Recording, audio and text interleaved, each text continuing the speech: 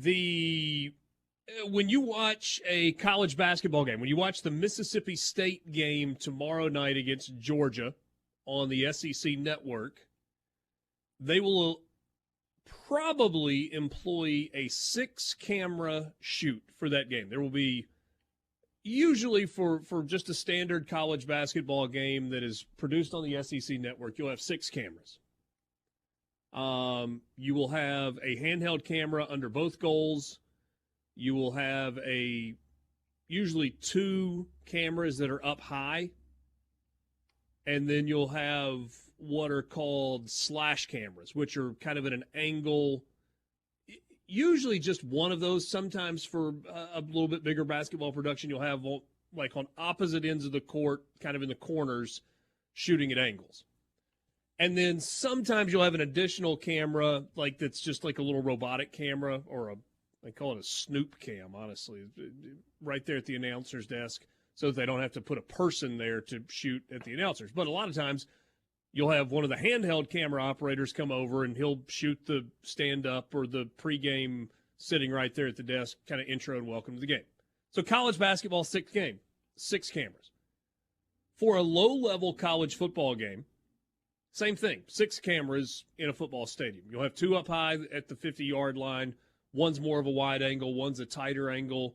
Have a couple of slash cameras. You'll have a couple of handheld operated cameras that are on the field.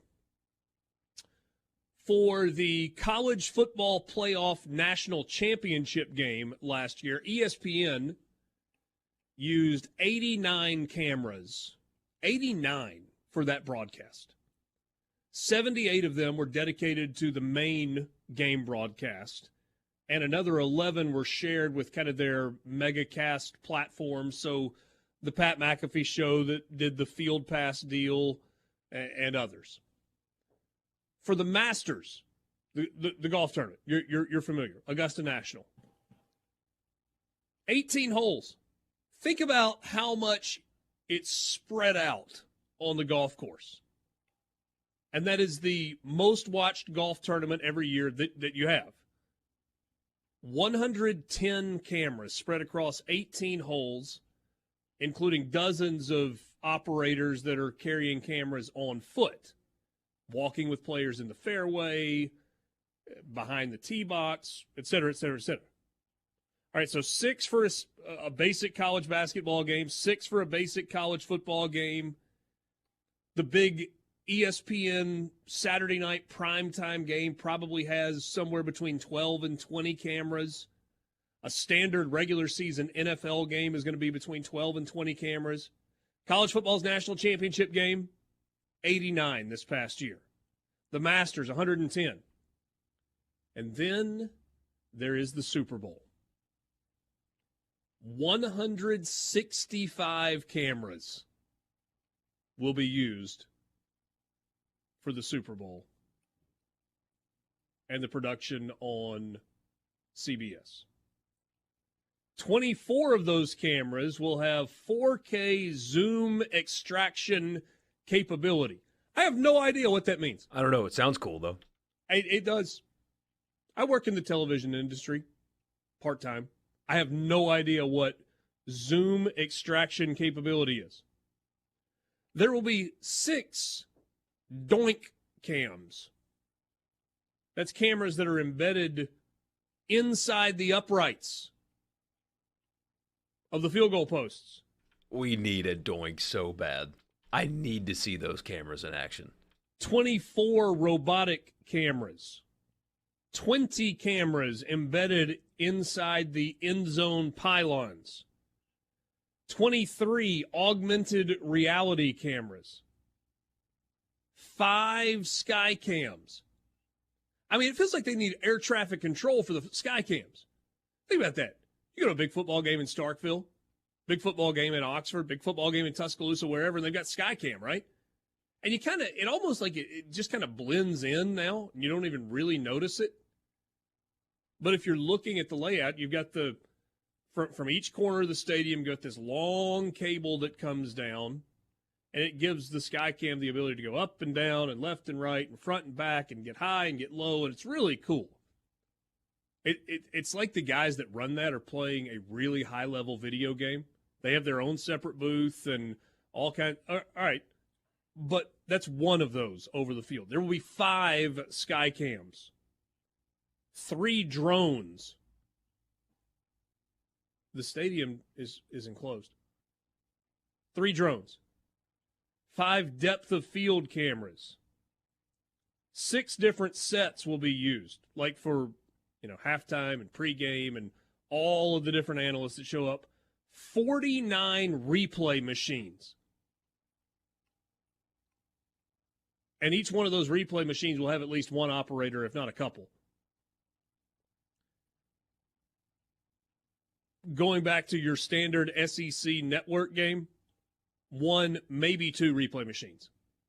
I mean, if things go crazy, you got 3 of them, and you hope they all work.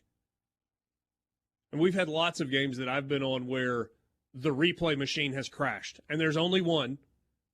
And so if you're ever watching a game and you wonder why you're not getting any replays, it's because the one replay machine crashed. They'll have 49 of them for the Super Bowl. Unreal. 600 different channels in which they can record and play back from all of these 165 different cameras and 19 mobile television units.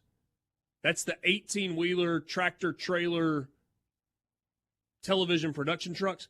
They will have 19 of those at the game. Guys, I did a game in Houston, Texas at Rice Stadium this year. And I pulled up and I was like, wait, where's our truck or van or whatever? You know the high-end grass-cutting companies? Like not the ones that have an open trailer where you can see all their lawnmowers and their equipment, but the ones that have got the nice covered trailers where you can like put 2 lawnmowers in it and you can fold up the back door of it. We were producing a college football game out of one of those. But it didn't look like one that came from the nice high-end yard cutting service.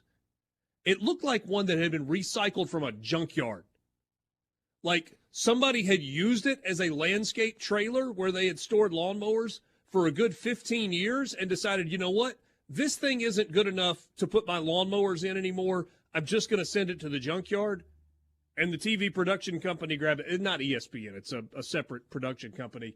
It's like they got it from the junkyard. They just threw some screens and monitors in there. They're going to have 19 18-wheeler tractor-trailer mobile television units at the Super Bowl.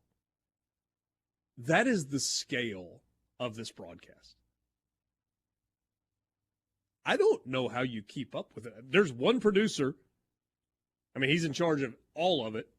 You got one director that is calling all of the shots. How, as a director,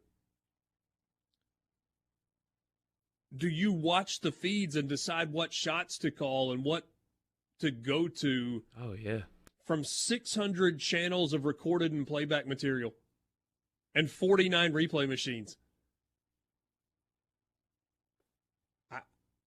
I don't know. That guy's nonstop making decisions and talking for 5 hours, right? I mean, just constant talking, go to this camera, like nonstop.